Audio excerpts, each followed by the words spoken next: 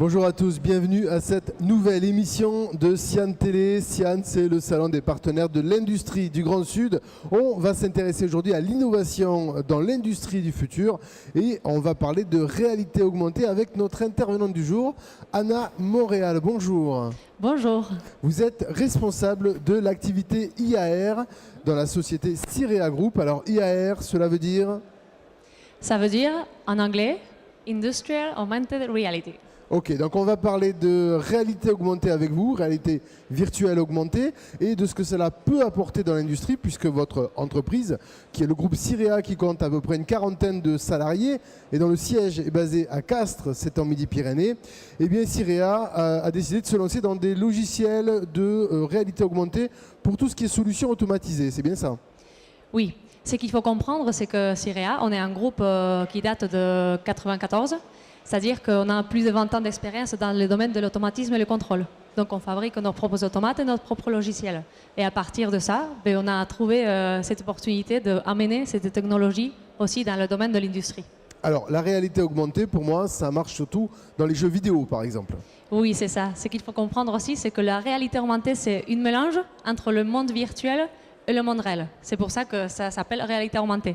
Mais normalement, on le connaît dans le marketing, jeux vidéo, etc. Alors dans les jeux vidéo, je vois très bien ce que c'est. Prenons un exemple concret en ce qui concerne l'industrie. D'accord. Alors, un exemple concret. Imaginons qu'on a un technicien qui est en charge d'une installation et il y a une machine qui est tombée en panne.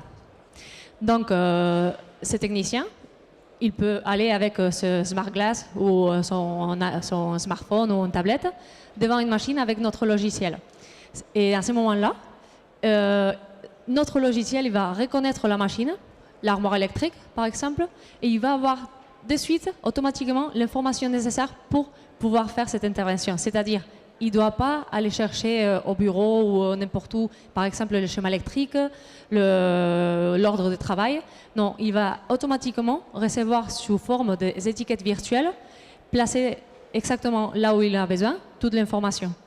Donc si j'ai bien compris, en reprenant cet exemple de l'armoire électrique pour l'électricien, il va se retrouver face à son outil à réparer ou à modifier. Et là, il aura tous les schémas qui vont apparaître soit dans sa Google Glass, soit sur sa tablette ou son téléphone portable. C'est ça, exactement. Et surtout, comme disons qu'on a cette connaissance aussi de l'automatisme, on est capable de communiquer aussi avec ces automates et montrer en temps réel aussi l'état, par exemple, de relais, des variables, des entrées-sorties, directement avec des étiquettes virtuelles aussi. Alors là, on est dans un pan extraordinaire de l'usine du futur. Aujourd'hui, ce sont des technologies qui fonctionnent, qui sont opérationnelles? Bien sûr. On a aussi des expériences commerciales et ça commence à pousser de plus en plus. Alors, quelques exemples de références clients peut-être? Oui, quelques exemples. Je pourrais par exemple vous donner deux très spécifiques. Le premier, c'est un industriel qui fabrique de profils métalliques. Alors là, on a installé cette application pour faire deux choses principalement. C'est pour gérer la maintenance préventive, de façon que le technicien, quand il arrive devant la machine, elle est reconnue et on lui montre directement toutes les tâches de maintenance préventive qu'il doit faire. Et directement, il peut le gérer. Et aussi faire une consignation d'une machine avec des steps, pas par pas, avec un certain ordre, avec ces indications directement avec des étiquettes virtuelles. D'accord, donc tout ça, ce sont des références qui fonctionnent aujourd'hui, qui sont opérationnelles. Oui.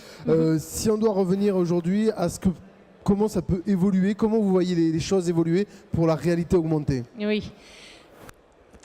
Ça, c'est une bonne question, parce qu'on y travaille dessus. Donc, c'est-à-dire, la réalité augmentée, c'est que ce qu'elle nous apporte comme technologie, c'est une façon très très simple, très intuitive de voir des informations. Mais ça, on peut le lier soit avec le ERP, soit avec la gestion de la maintenance, soit avec les automates. Donc, c'est-à-dire qu'on intègre tout. Mais le pas suivant, c'est d'intégrer ça avec des technologies de big data. C'est-à-dire qu'on pourrait traiter beaucoup de données, puis faire une sortie de ces traitements et le montrer avec la réalité augmentée. C'est qu'en plus, va donner encore une valeur ajoutée à l'information qui est montrée pour les techniciens. Donc, faire un mariage entre la réalité augmentée et le big data, oui. Ce qui va permettre à l'intervenant, donc aux techniciens ou peut-être à d'autres corps de métier, d'être totalement omniscient sur la machine qu'il doit opérer. Oui. Pour faire un exemple, c'est plus simple à comprendre. Le big data permet de faire des prédictions sur certains comportements des machines. on peut voir un exemple de Big Data dans la météo. Toute la prédiction météo, c'est un exemple de traitement de beaucoup de données pour faire après des prédictions. Si ça, on l'amène à l'industrie, on pourrait par exemple faire de la maintenance prédictive, de façon que s'il y a un problème sur une machine, et les techniciens qui arrivent avec notre logiciel, il n'aura pas seulement l'information, mais aussi il pourra avoir le résultat de cette prédiction qui aura été faite par le Big Data. Donc il saura exactement qu'est-ce qu'il devra toucher, par exemple. Voilà. Waouh, ça laisse songeur pour la suite de la maintenance. Ça va révolutionner totalement la maintenance, notamment technique et industrielle. Oui. Bon, très bien. Eh bien, écoutez, on va suivre cette actualité avec intérêt. Cirea Group, donc, je rappelle que c'est une entreprise qui est basée à Castres, que vous avez des filiales donc, à Pampelune. Oui, en Espagne, c'est là où je viens. Très bien. Et puis également une autre filiale en Afrique. Oui, à Burkina Faso. D'accord. Est-ce qu'il y a d'autres projets pour Cirea concernant la réalité augmentée, oui. Oui, on a pas mal de projets maintenant. On a presque entre une quinzaine et une vingtaine de projets qui commencent à rouler. Et donc, je ne peux pas parler de nom spécifiquement parce que ce n'est pas fini. Donc, je suis désolée, mais on le verra prochainement. En tout cas, 15 à 20 projets que l'on suivra avec intérêt. Anna Montréal, merci beaucoup. Merci à vous.